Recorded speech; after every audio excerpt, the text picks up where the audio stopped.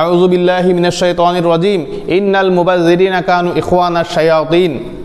আল্লাহ তাবাৰক তাআলাই পবিত্ৰ কালামুল্লাহ শৰীফত ঘোষণা কৰিছে, যিসকলে ফজুল খৰচ কৰে, যিসকলে অবৈধ খৰচ কৰিব নলগীয়া জেগাত খৰচ কৰে, তেনেকে ধন সম্পত্তি অপচয় কৰা সকলক আল্লাহ ৰাব্বুল ইজ্জতে পবিত্ৰ কালাম শৰীফত শয়তানৰ ভাই বুলি উপাধি দি দিছে।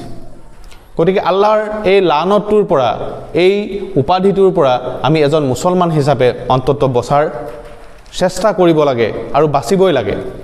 জুৱাত পইচা লগাইছোঁ, নাউজুবিল্লাহি মিন জালিক। আজিকালি লটাৰী টিকটৰ প্ৰথা চলিছে, ভাগ্য পৰীক্ষা।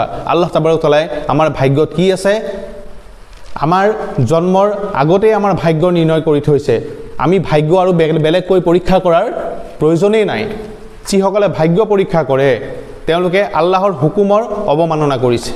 আল্লাহ তাবাৰক তাআলাই যেতিয়া আমি কি কৰিছিলোঁ, আমি যেতিয়া সৰুতে আমি পঢ়িছিলোঁ, ইমানে মুফাssal যেতিয়া পঢ়িছোঁ, তাতেই লিখা আছে খাইৰিহি ওয়া শাৰৰিহি, যিখিনি আমাৰ ভাল হয়, যিখিনি আমাৰ বেয়া হয়, সকলো একমাত্ৰ আল্লাহৰ হুকুমৰ পৰা হয়। কাৰ হুকুমৰ পৰা হয়? আল্লাহৰ হুকুমৰ পৰা হয়। তাৰ পিছত আকৌ আমি লটাৰী টিকট কিনি পেলাই আমি ভাগ্য পৰীক্ষা কৰাৰ কোনো প্ৰয়োজন নাই।